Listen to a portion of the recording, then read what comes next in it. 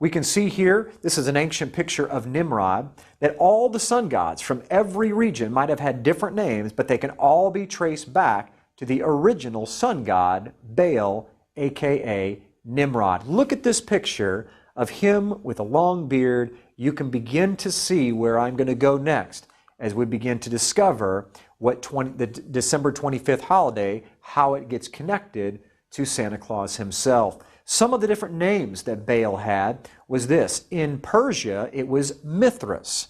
You can do a study yourself on this. This is incredibly fascinating. If you study the pagan cultic worship of Mithras, you're going to see tremendous amount of connections to some of the things that we do here in Christianity. This is 500 years before the birth of Jesus, before Yeshua. It was called the birth of the unconquerable sun, was Mithras. Osiris and Horus and Ra in Egypt. He was called Attis of Rome. And to celebrate their birthdays, the Romans had a great feast called the Feast of Saturnalia. Guess how long it was? 12 days. That's right, which is where we get the 12 days of Christmas from, is right from the Feast of Saturnalia, which is over the feast of the winter solstice, or the time of the winter solstice. And guess what the Chaldeans called this day?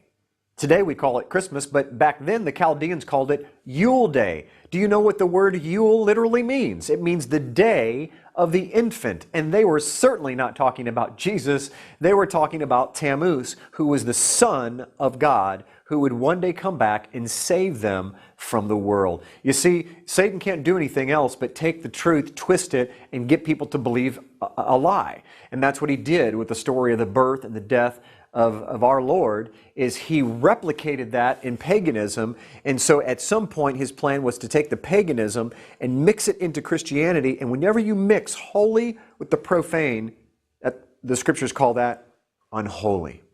Yahweh does not accept anything that's unholy. It must be clean. It must be set apart and holy. Kadosh in Hebrew. So does this sound familiar?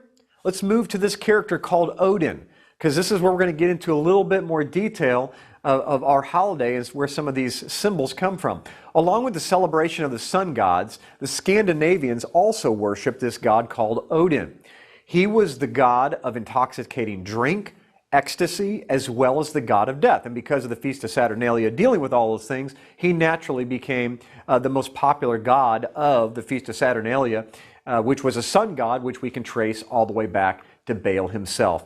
Guess who this character became? Look at him very carefully. What does he look like? The colors are wrong, but this guy became Santa Claus. That's right. Odin, or Woden, was the god of wisdom, magic, and occult knowledge, runes, poetry, and war. His name meant the inspired one. And you're going to begin to see, as we move through these slides, you're going to see that Santa Claus, or Odin, is awfully familiar to Jesus, or Yeshua, which means salvation. We're going to see a god Odin who saves, and we're going to see another one called Yeshua who saves. Now, I want you to pay attention to some of the characteristics as we go through Odin, because it's shocking to see the similarities and how Satan is trying to masquerade as an angel of light, as we know from the scriptures. He was a tall, old man that had a long white beard and carried a spear or a crozier. Remember when we went through the crozier, the serpent crozier? Whoever holds a serpent crozier is connected to the power behind that serpent crozier, which is the serpent himself. Let's continue. He traveled around the world on a white horse that had 8 legs, okay, which was in ancient tradition the number of transportation. This is where the 8 reindeer came from. Now you might say, Jim, there's 9. Originally, there was 8. Rudolph was added in modern times. There was 8 reindeer, and it comes from that white horse that Odin traveled around on that had the 8 legs. You can look up all of this stuff as very common knowledge on the internet, in encyclopedias. You can see Odin and all the reference material that goes with it. And virtually every version of Claus, he carried along behind him a dark helper. These became the elves, okay? So virtually every single version of Claus, there was a dark helper. If you look carefully in that picture, you can see that kind of little demon guy with the long red tongue that comes out of him. these were called Krampuses. The Krampus, or the dark helpers, followed along, and if the children weren't good, they would beat the children, okay? And so you had the good guy, St. Nicholas, who eventually would become St. Nicholas, the Odin, who would come and he would give you gifts if you were good, and if you weren't, then the blackjacks, or the dark helpers, they would be the ones that would institute the discipline to the children, and we're going to see that. So these Krampuses, which ended up being Santa's elves, according to legend, the Krampus accompanies St. Nicholas during the Christmas season, warning and punishing the bad children. In contrast to St. Nicholas, who gives gifts to good children. That comes from Wikipedia. Here's another picture of Krampus and Santa's elves. You can see the picture on your right is that you have, it's almost like a witch's broom, where the children, the naughty children, are being carried away by a Krampus, which is a combination of a human and a goat, okay? And you see this all throughout history, is a human that's mixed with a goat. And I have a teaching on the Nephilim, or the sons of God, where I kind of go through this, but in a nutshell, on the holiday called Yom Kippur in the Bible, where once a year the high priest went into the Holy of Holies to make a sacrifice, there were two goats that were offered. One was called the La Adonai goat, and that goat was offered to Yahweh, as to Adonai.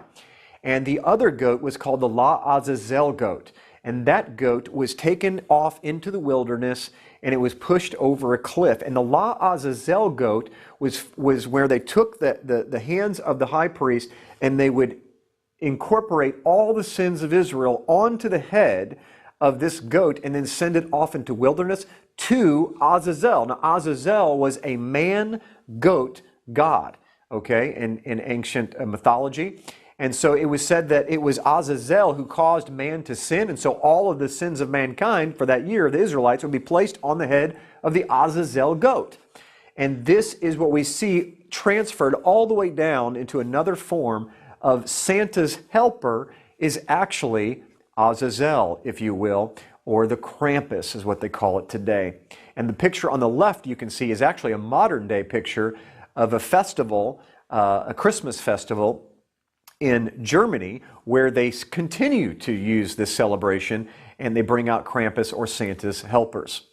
This is a modern day picture here. As crazy as this is for us American Christians to believe that this still goes on today, this is a picture of St. Nicholas and his demons, his Krampus, are still celebrated in Austria, Hungary, Germany, Italy, and all over the world. And so what we're going to show you right now is an actual clip, or a short movie of a montage of different videos that we've discovered of where they still make this celebration, still celebrate this all around the world, where they literally glorify the demonic part of Christmas and St. Nicholas and these dark helpers.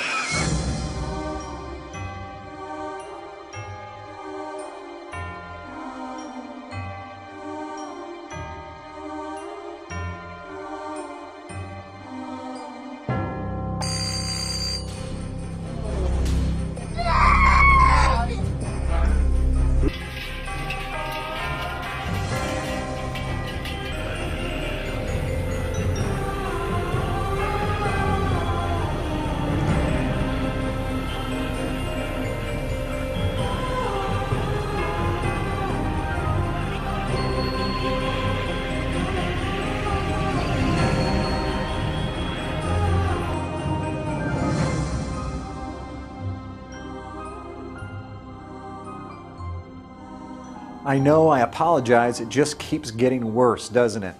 And if that wasn't enough, there are some scholars that believe that the actual song Jingle Bells came from the Krampus bells that were in existence for a long time before that song was ever written, that every time you saw St. Nicholas, he was accompanied by the bells of Christmas, if you will, from his elves. They used to have bells that would hang from their necks and as you heard in the video, they would you would hear the bells as they announced themselves into the next town that they were going into. And some believe that that's actually where the term the Christmas bells, or the bells of Christmas, or jingle bells came from. Now we're going to move into discovering exactly where Santa Claus came from. So Odin, how did Odin become Santa Claus? Well, here's the rendition or the evolution of Odin becoming Santa Claus. By the 1500s in Holland, there he became Sinterklaas. Okay, so St. Nicholas turned into Sinterklaas, a kind and wise old man with a white beard, white dress, red cloak, a crozier, and he rode on the skies and the roofs of the houses on his white horse, accompanied by his blackjacks, which were the Krampus that we just saw, leaving gifts for people under his sacred tree, the fir tree. He would visit you on his birthday, December 25th, of course, and give you gifts if you've been good, or if you've been bad, his blackjacks would beat you. And it's amazing to me that these stories find themselves in modern Christmas traditions. Even today, 2,000 and 3,000 year old pagan traditions find themselves, and now we smile about these traditions. The most famous phrase that Santa Claus ever says is what? Ho, ho, ho. But do we ever stop for just a moment to think, where did that come from? Well, if you go back in history, you begin to find where that phrase actually originated from, and here's where it originated from. In the history of Hobgoblin, the author Alan W. Wright reveals Robin itself was a medieval nickname for the devil, and Robin's trademark laugh is ho, ho, ho. Back in the 1600s, Robin Goodfellow played the devil in many, many plays, which plays obviously back then were incredibly important. They didn't have theaters or movies today. So the theater and plays were an integral part of society back then. And so before the devil would ever come on stage, he would announce himself by saying, ho, ho, ho. And that's, ladies and gentlemen, where the ho, ho, ho comes from with Santa Claus. By the year 1700, a Dutchman immigrated to North America, brought his Sinterklaas with him. The English dialect was then changed to Santa Claus. In 1930, a designer for the Coca-Cola Company was trying to get people in the wintertime to buy their drink. So they took their company colors of red and white, borrowed the Sinterklaas story, changed a few things, and out came the modern Santa Claus, complete with reindeer and elves. So that 1930 designer borrowed a picture from I think it was the 1800s, and modernized it, added the colors, and out came the Coca-Cola Santa Claus that we see today, complete with the long white beard and chubby cheeks and the red and white suit. In the 1970s, let's continue.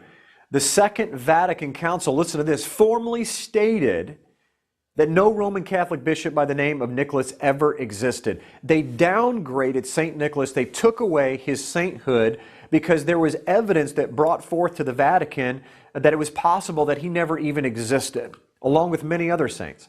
Vatican II further confessed that the legends attributed to this saint had no Christian origin and probably came from pagan traditions itself. Okay? And so we're seeing that St. Nicholas most likely was a made-up saint that was connected to sun god or Odin, that ended up being Odin. They needed to Christianize it, made a saint out of him. Eventually the colors got changed. You see the elves come into the picture, and they go from being evil to little cute guys that make toys. That's all American modernization of a very satanic, evil, pagan holiday and origins that go all the way back to the garden itself and its deception.